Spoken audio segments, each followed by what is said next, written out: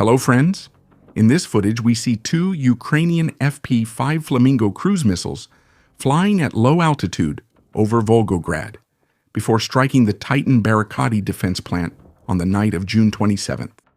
This plant specializes in the production of self-propelled launchers and transport vehicles for the Iskander-M tactical ballistic missile system, as well as launchers and ground support equipment for the Topol-M and Yars intercontinental ballistic missiles, ICBM, and components for the MSTA-B and MSTA-S heavy artillery howitzers.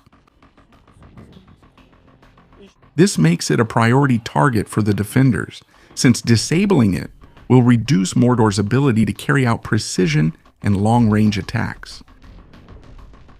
Reports indicate that Ukrainian forces launched 5 Flamingo missiles, at least 3 of which hit the plant's workshops directly.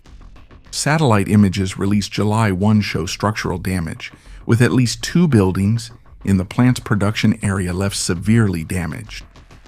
Let's remember that the Flamingo carries a 1,000-kilogram warhead, so the damage must be extensive to the delicate precision equipment used in the manufacturing of specialized vehicles.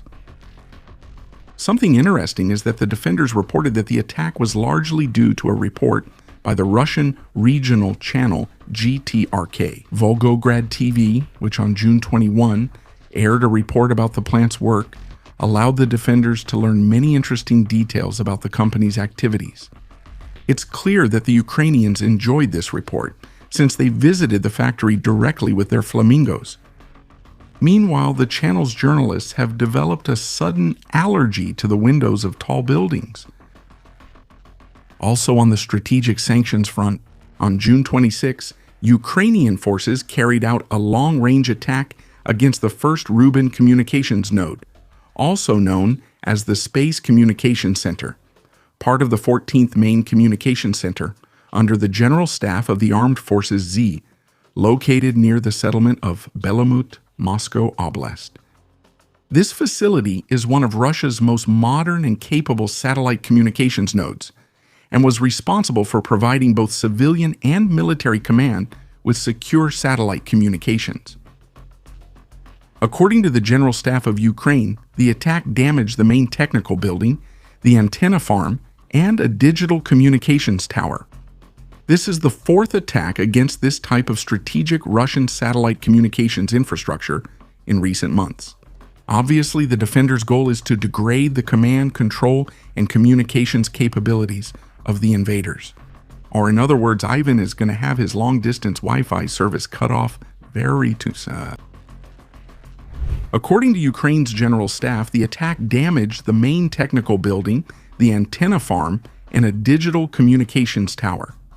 The 413th Raid Brigade launched a combined precision airstrike overnight. From the first area, the precision airstrikes in the area, those from the first center, Nemesis, and the 413th Raid Brigade. In the same area, they carried out a combined precision airstrike in the area. DE operators carried out a combined precision airstrike during the first attack. In the same area, precision air from the center, the 412th Nemesis Brigade, and the 413th. Corporal, combined precision, airstrike in the same area by the 1st Center's Nemesis Raid Brigade, executed by the 413th Raid, all in one attack. The Xtobo Refinery is among the largest in Russia, with a processing capacity of approximately 17 million metric tons of crude oil per year. It's the country's 4th largest refinery by capacity and 2nd largest gasoline producer. The complex produces a wide range of petroleum products, including gasoline, diesel, jet fuel, lubricants, fuel oil, and bitumen, which supply both the civilian population and the military apparatus of the Horde.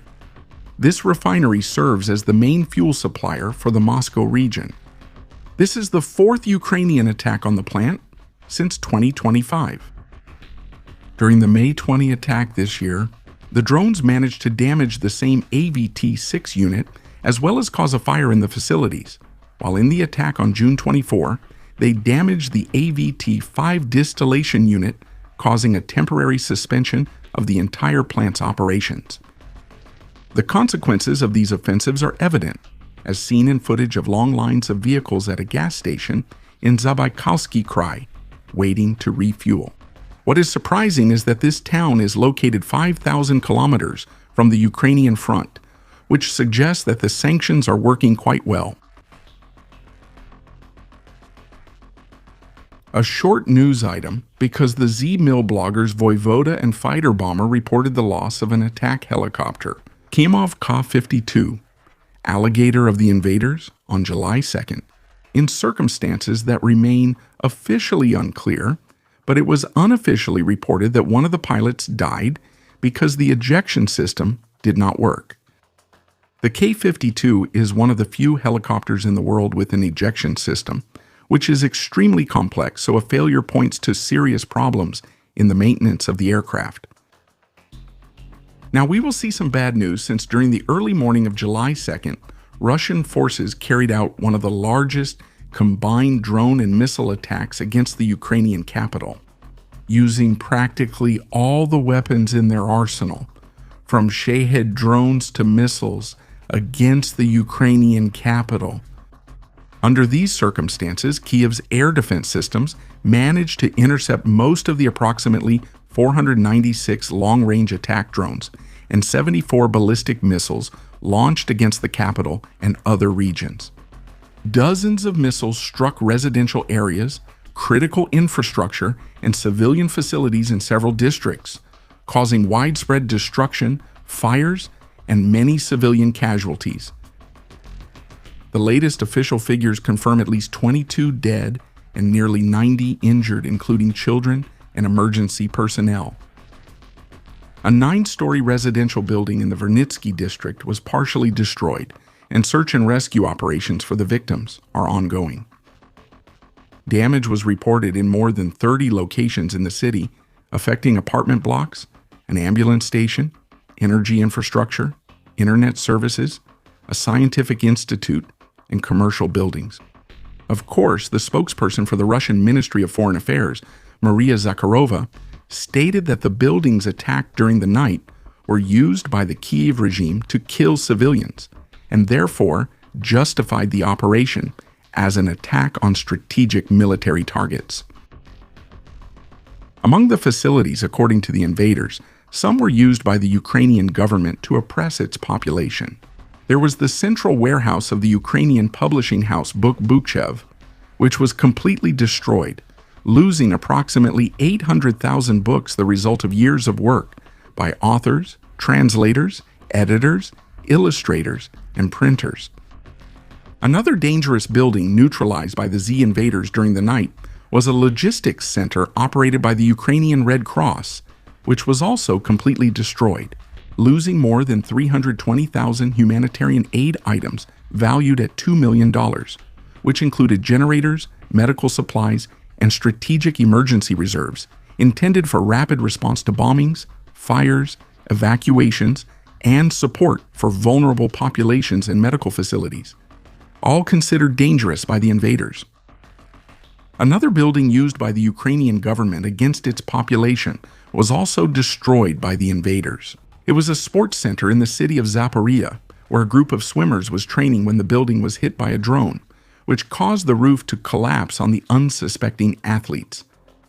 4 athletes were injured, and at least one was reportedly in serious condition. The Russians will likely claim their attack was to stop defenders training for an amphibious assault on Crimea. Another warehouse affected by the attack was the company OK Wine, which, as its name suggests, distributes wine to retail stores throughout Ukraine. The truck driver began moving the vehicle, hoping the burning products would fall off and save the truck. However, it reached a point where the flames were out of control, so he had to give up and abandon the vehicle to save himself.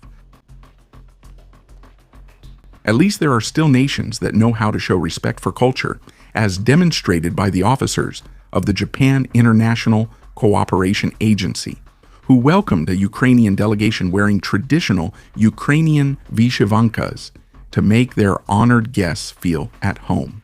Thanks to the Japanese for their lesson in courtesy and empathy. If you want more content about the war in Ukraine, Visit our 2 new channels where we share information in a different format. Be sure to check them out. Remember to visit our Patreon, where for just $1, you'll have access to a large number of uncensored videos and documentaries. Remember to like and subscribe to the channel. Thank you.